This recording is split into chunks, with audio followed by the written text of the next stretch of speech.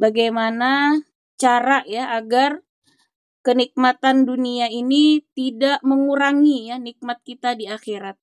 Karena ternyata ya ibu-ibu, kenikmatan dunia yang disegerakan ini ya bisa jadi akan mengurangi ya nikmat kita di akhirat ya kalau kita salah ya menggunakan dalam nikmat yang sudah Allah berikan. Nah, di sini kita bisa melihat ya di dalam Quran surah At-Takasur eh, kita baca ya, A'udzu billahi minasyaitonir rajim. Bismillahirrahmanirrahim. Alhaakumut takasur. Nah, bermegah-megahan dalam memperbanyak dunia telah melalaikan kamu. Nah, jadi di sini Allah tahu betul ya karakter kita bahwa kebanyakan ya manusia itu suka bermegah-megahan ya, memperbanyak harta dunia ya. Kemudian itulah yang banyak menyebabkan ya lalai ya dari tugas utama kita ya diciptakan Allah, yaitu wa ma khalaqtul jinna wal insa illa liya'budun. Satu-satunya tugas kita ya diciptakan Allah yaitu beribadah. Namun ternyata ya Allah jelaskan karakter manusia pada umumnya kebanyakan suka bermegah-megahan ya, suka memperbanyak harta ya, dan telah melalaikan ya dari tadi tugas utamanya. Nah, kemudian dilanjutkan di ayat kedua, hatta zurtumul maqabir. Nah, ternyata sampai kamu masuk ke dalam kubur. Kebanyakan sampai meninggal ya. Banyak yang tidak sadar ya. Banyak yang tidak sadar dengan kehidupan dunia ini ya, melalaikan tadi sampai di dalam kubur, bahkan ya sampai di dalam kubur baru dia tersadar ya. Nah, karena sudah habis ternyata masa ya kesempatan untuk tadi menambah amal soleh, melakukan kewajiban, banyak yang terlalaikan ya. Nah, inilah kita pahami dulu ya karakter manusia supaya jangan sampai kita nanti termasuk yang merugi ya. Maka di ayat 3 Allah jelaskan, kalla saufa ta'lamun. Jangan begitu. Nah, jadi ternyata Allah tidak ridho ya pada orang-orang yang di dunia ini hidupnya sibuk ya bermegah-megahan ya dengan memperbanyak harta ya dalam rangka tadi kadang untuk pamer ya, untuk merasa dia lebih tinggi ya dan seterusnya ya, bukan untuk akhirat. Maka kata Allah, jangan begitu. Kelak kamu akan mengetahui akibatnya. Nah, di sini Allah tegaskan bahwa itu perbuatan yang tidak diridai Allah ya.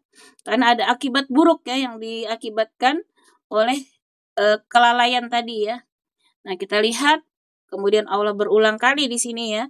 Summa kalla saufa ta'lamun. Sekali lagi, jangan begitu. Kelak kamu akan mengetahui. Nah, ini sampai berulang-ulang berarti penting sekali ya untuk kita pahami apa sih yang akan terjadi ya ketika kita sibuk tadi ya dengan dunia ya. Allah tegaskan di ayat 5 kembali ya, kalla lau ta'lamuna ilmal yaqin. Sekali-kali tidak. Jika kamu mengetahui dengan pengetahuan yang yakin. Nah, seandainya kita tahu kata Allah dengan yakin, maka yang terjadi tadi ya, la tarawunnal jahim. Nah, maka Allah pasti kata Allah kamu benar-benar akan melihat neraka jahim. Nah, jadi akhir ya orang-orang yang lalai tadi di dunia ya sibuk bermegahan, memperbanyak harta ya tanpa lalai ya dengan tujuannya, maka akhirnya adalah ke neraka jahim ya. Nah, dijelaskan selanjutnya, summa latarawunnaha 'ainal yaqin. Dan sesungguhnya kamu benar-benar akan melihatnya dengan mata kepala sendiri. Nah, jadi Allah tegaskan bahwa neraka jahim itu nyata adanya nantinya ya. Bahkan kita bisa melihat dengan mata kita sendiri ya. Jadi ini adalah akhir yang sudah pasti akan terjadi. Summa latus'alunna yawma idzin 'anin na'im. Kemudian kamu pasti akan ditanya pada hari itu tentang segala kenikmatan. Nah, jadi kenikmatan yang kita dapatkan di dunia ya Allah akan tanya dari mana kita memperolehnya, digunakan untuk apa ya. Jadi kalau masalah harta ini panjang Bu ya pertanyaannya. Nah, beda dengan yang lain-lain ya, karena itu Pernah ya sahabat itu sampai iri ya, iri dengan Mus'ab bin Umair. Mus'ab bin Umair ini adalah orang yang pertama kali ya mendapatkan amanah dari Rasulullah ya untuk berdakwah di Madinah. Nah, beliau inilah sahabat ya yang pertama kali mendakwahkan Islam di Madinah sebagai utusan pertama ya. Dan ternyata Mus'ab bin Umair ini sahabat yang syahid ya di perang Uhud ya. Sehingga Mus'ab bin Umair ini sama sekali tidak merasakan ya kenikmatan hasil dakwahnya. Dia hanya saat susah ya berdakwah siang malam ya, luar biasa dengan tantangan berbagai macam. Tapi giliran Islam sudah menang, dia sudah syahid ya, belum merasakan kenikmatan dunia. Maka sahabat yang lain itu sangat iri. Masya Allah, kata sahabat yang lain, aku sangat iri dengan Mus'ab bin Umair karena dia dibayar kontan semuanya di akhirat ya, 100% semua pahala di akhirat. Dia di dunia tidak mendapatkan apa-apa, maka itulah yang mendapatkan sempurna di akhirat ya, Masya Allah. Jadi orang yang susah di dunia itu kalau dia ikhlas rida, justru surganya paling tinggi nanti di akhirat sana. Bahkan banyak yang iri nanti ketika melihat ya orang-orang yang di dunia selama ini dia menderita, susah, sakit ya. Tapi mereka lah yang mendapatkan surga yang sangat tinggi dengan kesabaran keikhlasannya.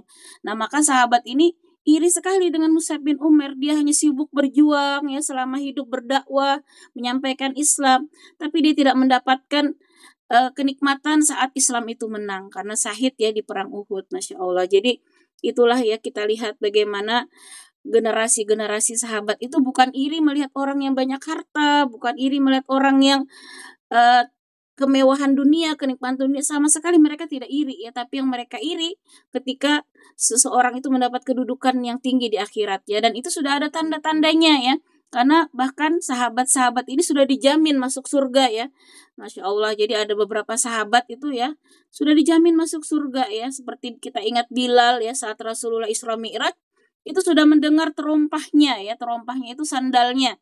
Nah, bahwa memang Bilal itu nanti akan masuk surga. Sudah Allah kabarkan ya, seperti kita ingat juga Asia istri Fir'aun, Khadijah ya, Masya Allah ya, mereka itu wanita-wanita yang sudah diberi kabar akan menjadi penghuni surga. Nah, itulah yang menjadi iri ya, para salah generasi terdahulu ya, yang menjadi iri itu adalah akhirat ya, bukan perkara dunia. Nah, sehingga di sini dan dari surat ini tadi ya, At-Takasur, justru kita harus waspada ya dengan nikmat dunia ini. Kalau kita salah ya dalam menggunakan, justru nanti akan mengurangi nikmat kita di akhirat. Jadi kita tidak usah sedih Bu ya kalau melihat, tidak usah iri, dengki ya kalau perkara dunia. Nah, kalau orang itu tidak bisa menggunakan dunia ini pada jalan yang benar, justru menjadi istidrat ya, menjadi keburukan baginya. Nah, tetapi di sini kita perlu belajar bagaimana ya caranya, ada ya di caranya supaya nikmat dunia ini tidak mengurangi nikmat kita di akhirat. Namun sebelumnya kita lihat dulu ya dari surat At-Takasur tadi ada beberapa pelajaran ya yang penting. Yang pertama di sini Allah tegaskan ya, ketika manusia itu sudah mencintai dunia, lebih cinta dunia, maka akhirat pasti akan terlalaikan. Karena hati kita ini ya tidak bisa berbagi. Hati kita itu hanya bisa satu ya. Kalau kita salah satunya cenderung ke dunia, maka pasti akhirat akan terkalahkan ya. Nah, sebaliknya kalau kita akhirat, justru itu dunia akan tetap mengikuti. Kata Allah beda ya. Kalau kita mengutamakan akhirat, dunia itu akan ikut karena dunia itu sudah Allah tentukan kadarnya ya, takdirnya. Sebelum bahkan kita dilahirkan, di Lauh Mahfuz sudah ditulis ya, rezeki kita berapa, ajal kita kapan ya, jodoh kita siapa. Maka dari itu Allah perintahkan kita sibuklah mengurus akhirat ya, karena dunia itu nanti akan mengikuti, bahkan kita tidak akan mati ya sebelum rezeki kita itu habis jatahnya. Nah, makanya sering ya diibaratkan ketika kita menanam padi, itu pasti rumput akan tumbuh. Tapi kalau kita menanam rumput, tidak mungkin kita berharap ada padi tiba-tiba ya kalau tidak ada yang menanam. Nah, maka akhirat ini tidak mungkin kita dapatkan hanya dengan angan-angan, tapi kita memang harus bersungguh-sungguh ya mengisi waktu-waktu kita dengan amal-amal soleh. Kalau tidak menanam di dunia ini, maka kita tidak akan mendapatkan apapun. Nah, jadi sudah pasti ketika manusia lebih mengutamakan dunia, pasti akhirat akan terlalaikan. Ini Allah yang sudah menyampaikan kepada kita sunatullahnya ya, manusia itu pasti seperti itu. Nah, manusia yang sibuk mengejar harta ya, kemudian status, jumlah pengikut, jabatan, dan suka pamer ya. Nah, ini Allah sendiri menyampaikan tabiat manusia memang seperti itu. Kalau sudah banyak harta, banyak pengikut, jabatan tinggi, pasti suka pamer ya, karena dia sudah dalam keburukan ya, maka akan memancing keburukan yang lain. Nah, dan akan membuat dia lupa tujuan hidup sebenarnya. Banyak yang lupa, sibuk ya pamer di status ya. Lagi di mana, lagi makan enak, misalnya lagi beli tas mahal, beli apalah ya, lagi memperbagus rumah segala macam, nauzubillah ya. Ini sudah Allah tegaskan di Al-Qur'an, itulah sifat manusia. Sehingga dia lupa tujuan hidup sebenarnya, yaitu ibadah. Nah, tadi ya sudah kita sampaikan di Az-Zariyat itu ayat 56, bahwa kita diciptakan Allah itu sebenarnya hanya untuk ibadah dan mengumpulkan bekal di akhirat. Karena dunia ini hanya seperti penyeberang jalan, kata Rasulullah ya. Ibarat kita menyeberang, ya cuma sebentar sekali. Nah, Rasulullah juga sampaikan seperti kita ibaratnya mau bepergian ya, kita mampir sebentar misalnya ya, kita mau ke Samarinda, mungkin mampir di Tir misalnya. Nggak mungkin kita mau lama-lama di situ ya. Nah, kalau sampai kita lama-lama di situ, sampai lupa pulang ke tujuan, berarti ada yang salah dengan diri kita tadi ya, karena terlalaikan oleh hal-hal dunia tadi, ibaratnya seperti itu. Nah, maka hati-hati sekali ya, kita jangan sampai terperdaya.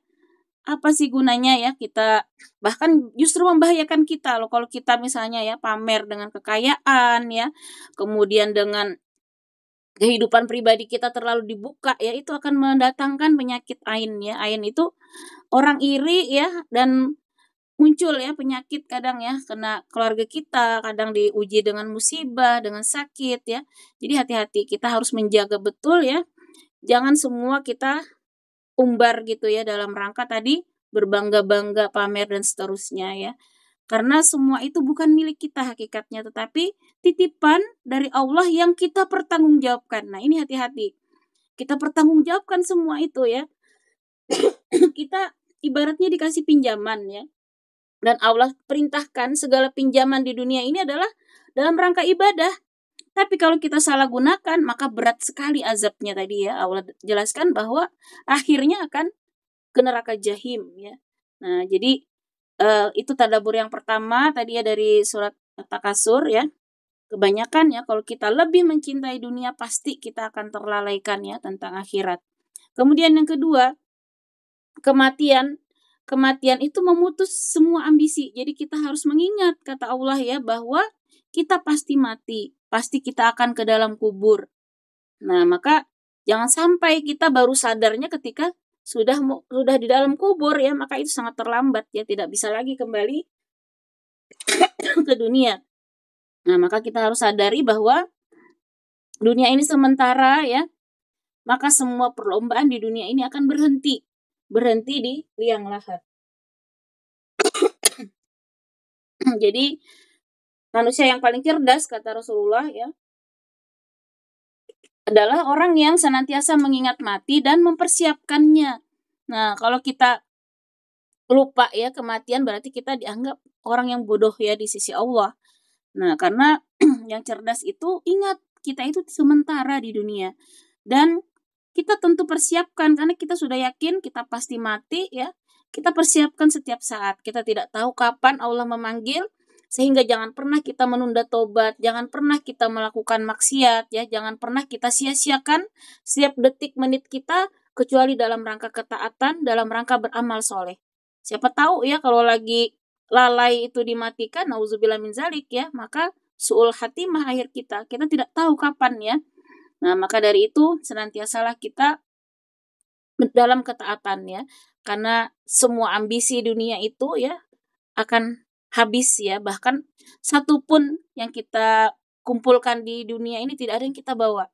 Yang kita bawa hanya amal soleh. Nah, semua itu tidak ada yang kita bawa ya. Sekalipun tubuh kita ya yang sibuk, misalnya kita kasih skincare mahal jutaan ya, bahkan ke salon mungkin puluhan juta ya, sama sekali itu tidak akan kita bawa ya. Yang ada hanya buat ulat ya di dalam kubur. Nah, makanya rugi kita ya, habis harta gitu ya untuk kadang nauzubillah sampai operasi plastik apalagi itu ya, sampai merubah ciptaan Allah, haram hukumnya ya. Segala macam ya untuk tubuh ya, tapi lupa akhirat ya. Nah, tidak sia-sia sehingga hartanya ya bahkan bisa jadi menjadi suatu keburukan nantinya ketika salah ya dalam menggunakan amanah yang sudah Allah berikan. Nah, kemudian yang ketiga hikmahnya ya, Allah memperingatkan secara berulang tadi ya, ayat 3 dan 4. Allah menegaskan, kalau kamu akan tahu, itu berarti ancaman yang sangat serius ya dari Allah ya. Tidak main-main nih kalau Allah yang sudah mengancam ya, harusnya kita lebih takut ya. Kita mungkin diancam polisi aja nih ya, misalnya nih udah takut mungkin kita ya diancam penjara gitu ya, misalnya salah apa gitu.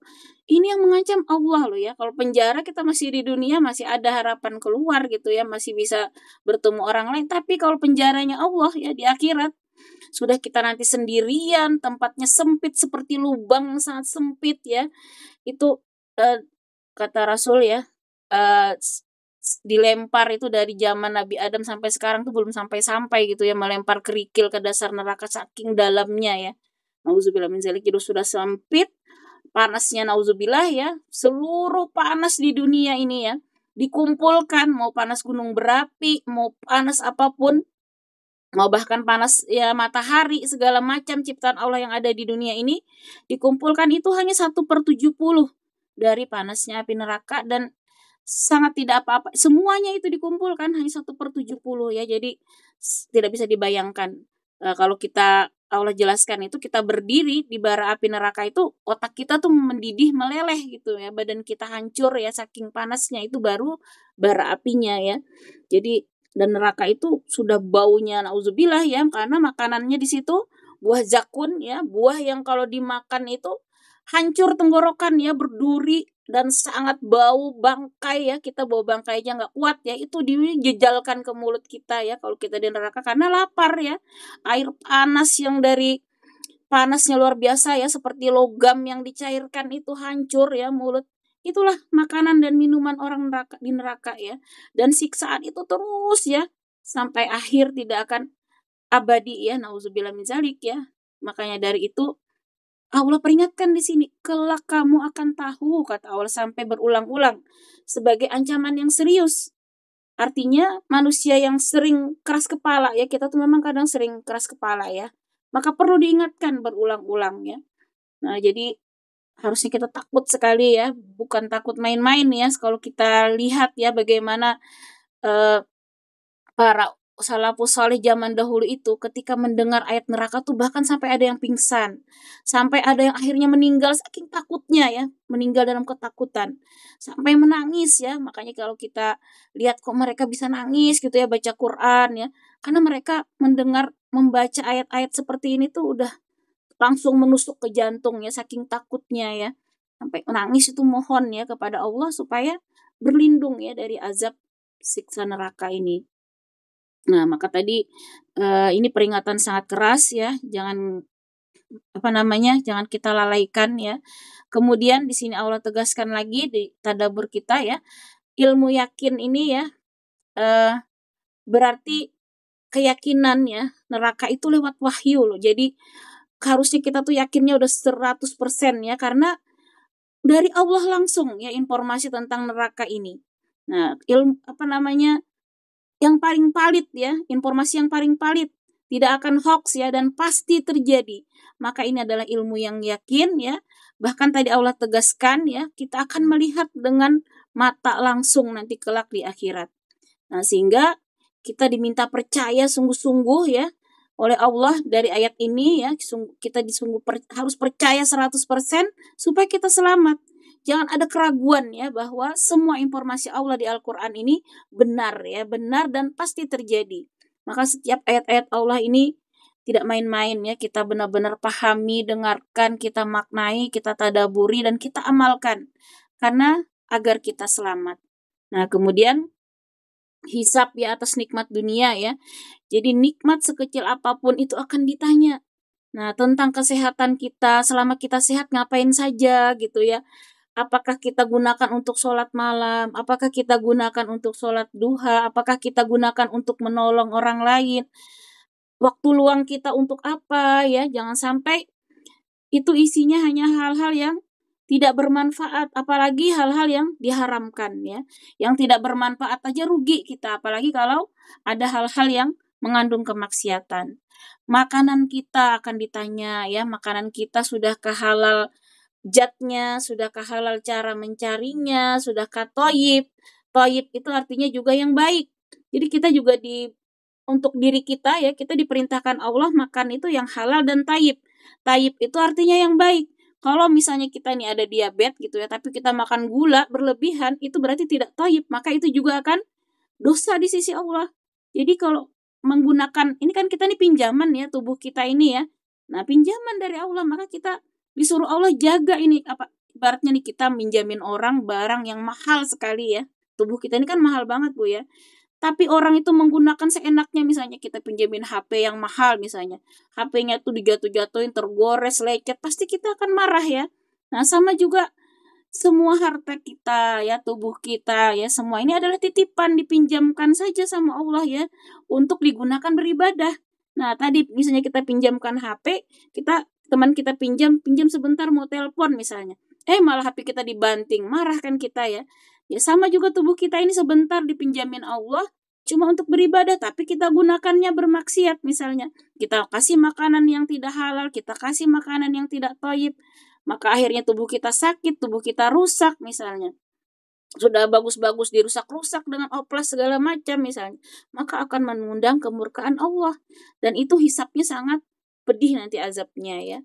Makanya kita nggak usah hati-hati ya melihat fenomena sekarang. Kok enak orang yang sudah tua jadi kenceng lagi, jadi cantik lagi misalnya oplas. Padahal di sisi Allah itu haram hukumnya.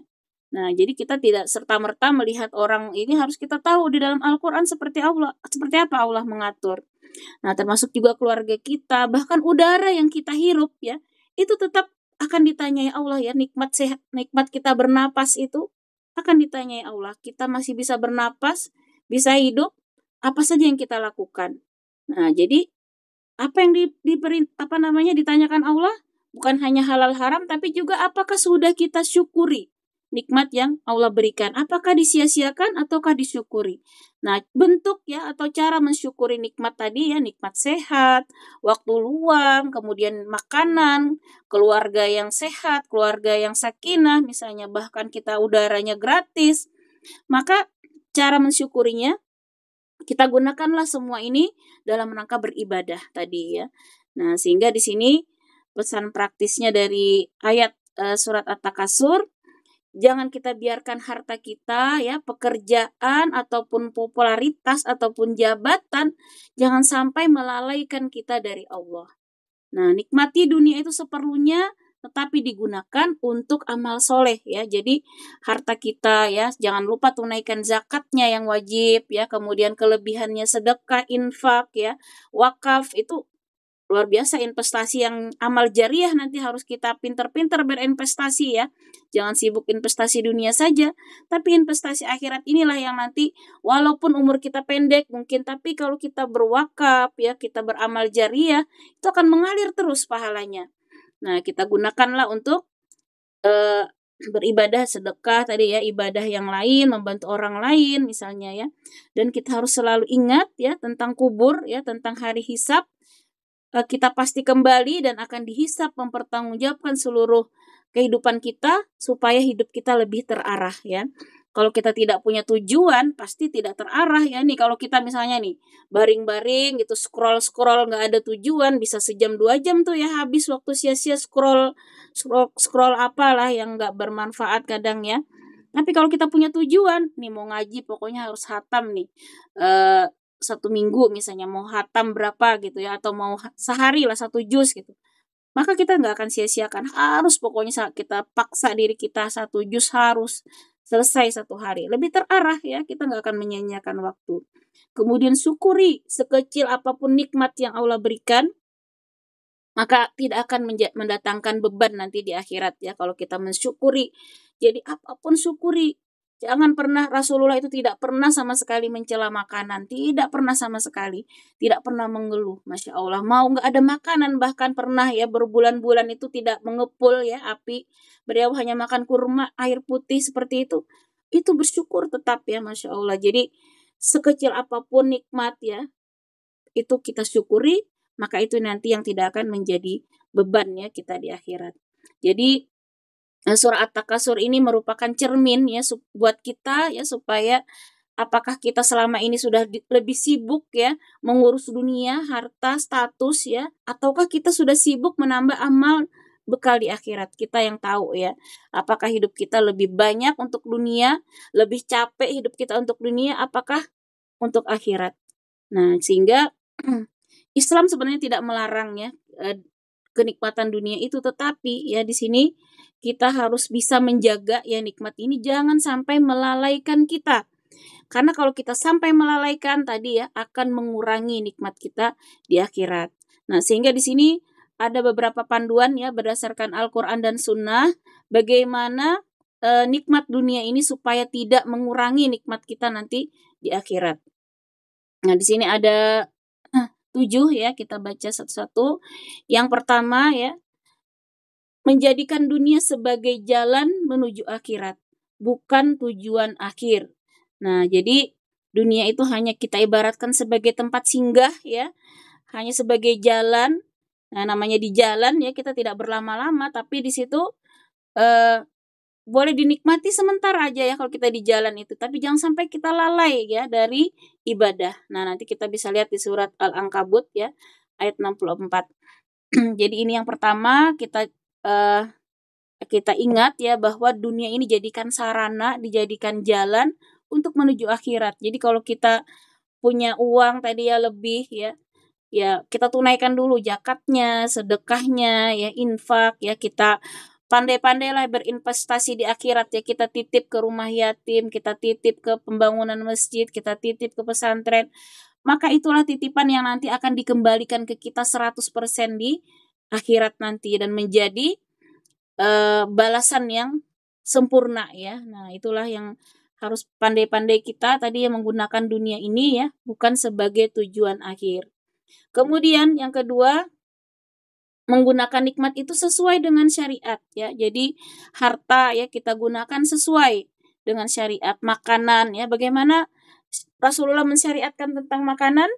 Kita diperintahkan makanan itu tidak berlebihan ya, kemudian yang halal tadi ya, toyib, yang tidak merusak tubuh kita ya, kemudian tidak berlebihan ya, bagaimana Rasulullah makan itu sepertiga udara, sepertiga makanan ya, sepertiga air, sehingga Rasulullah tidak pernah kekenyangan selama hidupnya ya. Masya Allah. Jadi Rasulullah itu selalu berhenti sebelum kenyang. Nah, jadi Rasulullah tidak pernah kenyang ya selama hidupnya. Nah, jadi jangan sampai kalau kita udah merasa penuh-penuh gitu, nggak usah lagi. Walaupun melapar mata, ini kadang mata ya masih pengen gitu ya.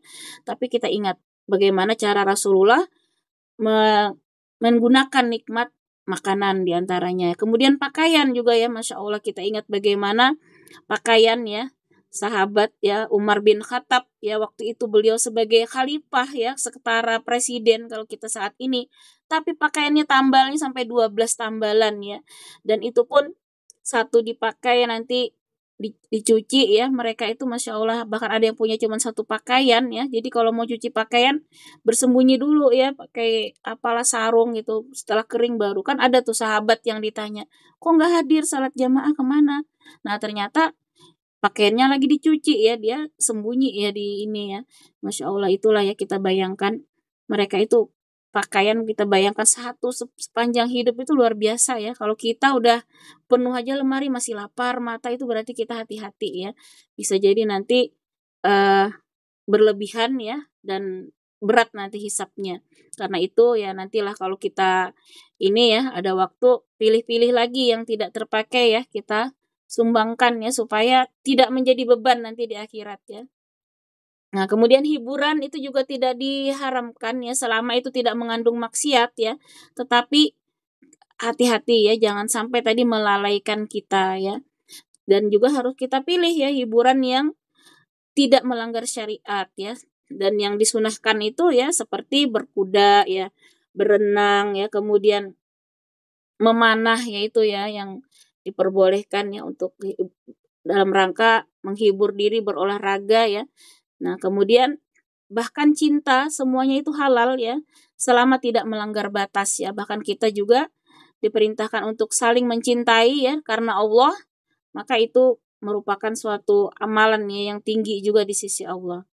Nah, sesungguhnya Rasulullah bersabda ya, sesungguhnya Allah itu baik, tidak menerima kecuali yang baik. Nah, jadi kita memang harus bersungguh-sungguh ya mempersembahkan ya ibadah itu yang terbaik ya. Kalau kita mau bersedekah juga ya bukan yang kita memang kita aja nggak mau gitu ya, bukan yang seperti itu, justru yang terbaik ya karena Allah hanya menerima yang baik. Nah, kemudian yang ketiga, senantiasa bersyukur ya atas nikmat dunia. Nah, insya Allah ini kalau kita lakukan ya poin-poin ini, maka nikmat dunia ini tidak akan mengurangi nikmat kita di akhirat. Nah, senantiasa kita syukuri ya setiap nikmat yang ada ya, maka Allah akan terus ya menambah nikmat dan pahala di akhirat. Bersyukur baik dengan hati ya, dengan hati kita senantiasa mensyukuri ya dengan lisan tentunya dengan ucapan hamdalah. Kemudian dengan perbuatan yaitu menggunakan nikmat itu untuk kebaikan ya. Mata kita jaga jangan sampai lihat hal-hal yang diharamkan ya. Mulut kita jangan berbicara yang diharamkan ya. Mulut kita kata-katakan yang baik ya atau diam kata Rasulullah ya. Yang baik itu adalah zikir ya. Sebaik-baik perkataan adalah Al-Qur'an ya, zikir ya. Nah, kemudian yang keempat, tidak berlebihan ya. Nah, Allah perintahkan kita tidak berlebihan, itu adalah zuhud yang benar ya. Zuhud itu bukan berarti meninggalkan dunia sama sekali, bukan ya, tetapi menjadikan akhirat itu lebih utama daripada dunia. Nah, Rasulullah juga pernah ya makan enak ya, memakai pakaian bagus, Rasulullah juga menikah ya, tapi tidak pernah beliau berlebihan ya. Nah, jadi zuhud itu artinya tadi tidak berlebihan ya, kita gunakan sesuai kadarnya, sesuai kebutuhan. Nah, kemudian yang kelima, bagaimana ya dengan nikmat ini kita infakkan ya sebagian nikmat dunia ini. Nah, harta yang dinikmati itu bisa hilang ya, tetapi yang diinfakkan inilah sebenarnya yang menjadi simpanan kita di akhirat. Nah, kalau kita makan, kita belikan pakaian, kita belikan perabot, semua itu nggak ada apa-apa, Bu. Habis sudah di dunia, tapi yang kita titipkan lewat panti asuhan, kita wakafkan, itulah sebenarnya akan menjadi harta kita. Makanya pernah Rasulullah ya ketika memotong kambing waktu itu ya, beliau masak ya. Lalu beliau perintahkan ya Aisyah istri beliau untuk membagi-bagikan ya. Aisyah ini juga luar biasa ya, ketika suruh bagikan sampai lupa ya, habis itu tinggal sedikit lah tulang-tulangan ya, kuahnya ya. Akhirnya kata Rasulullah, masih ada kah? Rasulullah baru mau makan gitu ya. Oh kata Aisyah, sudah habis. Yang ada ini tulang sedikit sama kuah. Oh kata Rasulullah justru, lah itulah yang tidak kita pakai, yang tidak kita dapatkan di akhirat pahalanya, yang tersisa ini, yang kita kasihkan itu justru itulah yang nanti akan kita dapatkan ya pahala yang berlipat ganda di akhirat. Nah itulah ya, Masya Allah. Jadi kita lihat bagaimana Rasulullah itu sebagai teladan utama ya. Sudah semuanya dipraktekkan ya, semua ayat-ayat Al-Quran itu ya. Dipraktekkan semua oleh Rasulullah sehingga kita penting sekali ya untuk mempelajari sirah nabawiyah ya supaya kita semakin dekat ya dengan kepribadian Rasul, semakin jelas tergambar ya bagaimana Al-Quran itu diamalkan ya, bagaimana Al-Quran itu diaplikasikan dalam kehidupan kita seperti kehidupan Rasulullah persis. Makanya kata Aisyah, Rasulullah itu seperti Al-Quran berjalan ya. Seperti pernah ditanyakan oleh sahabat, bagaimana akhlak Rasul? Akhlak Rasul itu adalah Al-Quran yang berjalan ya. Jadi persis semua termasuk ini tadi ya, bagaimana Rasulullah menikmati dunia itu semua sudah diaplikasikan dalam kehidupan beliau. Nah, kemudian yang keenam, mengikat hati kita kepada Allah. Jadi hati kita ini jangan sampai kepikiran dunia. Kalau kepikiran dunia langsung kita palingkan ya, kita lebih banyak mengingat kebesaran Allah. Makanya kita PR itu ya, mengenal Allah itu ya, melalui Asmaul Husna itu pelan-pelan satu-satu kita pahami apa makna Ar-Rahman, Ar-Rahim. Sehingga pikiran kita tuh fokus ya ke Al-Quran, ke ayat-ayat Allah, nggak pusing. Ya kalaupun ada dunia sekali-sekali, Jangan sampai itu mendominasi pikiran kita. Ini kadang kita sibuk banget ya dengan dunia ya, sampai pikiran kita yang membuat stres itu yaitu ya kalau kita sibuk dengan dunia dan akhirnya tidak sesuai kadang ya dengan keinginan kita, itulah yang membuat kita stres kadang ya. Tapi kalau kita selalu mengingat Allah, kita ingat keadilan Allah, Maha Rahman Rahimnya Allah, maka semua peristiwa di dunia ini tidak ada yang buruk sebenarnya. Di balik itu pasti ada hikmah ya, yang ingin Allah berikan kepada kita. Hanya kita harus memaknai dengan positif ya. Mengapa sih Allah memberikan kejadian ini? Pasti ada hikmahnya. Sehingga kita selalu berbaik sangka, kita lebih banyak introspeksi diri ya. Lebih banyak kita sungguh-sungguh mempersiapkan akhirat kita. Sehingga jangan sampai peristiwa di dunia ini ya membuat kita lebih mendominasi ya pikiran kita. Nah, apalagi hati kita, kalau sampai hati kita sibuk sekali ya mikirin, maka kita ingat lagi kembali bagaimana hati kita supaya didominasi oleh mengingat Allah. Dan akhirat inilah yang selalu kita prioritaskan ya, bagaimana hari-hari kita, menit-menit kita ini berisi dengan amal-amal soleh. Nah, sehingga Rasulullah bersabda ya dalam hadis riwayat Muslim, dunia itu adalah penjara bagi orang beriman dan surga bagi orang kafir. Nah, mengapa orang beriman menganggap penjara? Ya, karena dunia itu tidak enak sebenarnya ya, karena bagi orang beriman, akhirat itu Masya Allah ya, taman surga ya, kalau dia sudah di alam barzah itu nanti di taman surga ya, dia diberikan pelayanan yang luar biasa ya, maka dunia ini tidak ada apa-apanya. Susah ya, jadi kalau kita mau cari kesenangan di dunia itu sebenarnya bukan kesenangan hakiki ya, jadi tidak ada yang namanya senang itu benar-benar kesenangan, karena kesenangan yang hakiki itu nanti di akhirat ya. Sehingga itulah cara Allah, kadang kita dikasih sakit, kita dikasih musibah supaya kita jangan terlalu cinta dengan dunia. Karena kalau kita senang terus kita pengennya hidup di dunia lama-lama ya, terbuai, terlena dengan dunia, akhirnya kita tidak senang dengan bertemu Allah. Nah, sebaliknya kalau kita sering diuji dan kita sadar itu ya, supaya kita dengan ujian itu, inilah dunia itu tidak enak memang ya. Makanya penjara tadi bagi orang beriman, harusnya orang beriman yang benar itu justru merindukan sekali ya, merindukan untuk segera bertemu Allah. Karena ketika dia imannya benar, dia husnul khatimah bertemu Allah, itu habis sudah penderitaan dunia ini ya, tidak ada lagi kesusahan, sakit segala macam. Nah, maka biarlah orang-orang kafir itu yang menganggap surga itu dunia ya, kita jangan sampai terperdaya. Kemudian yang terakhir ya, untuk membuat dunia ini tidak mencelakakan kita nantinya, maka kita harus mengutamakan amal akhirat.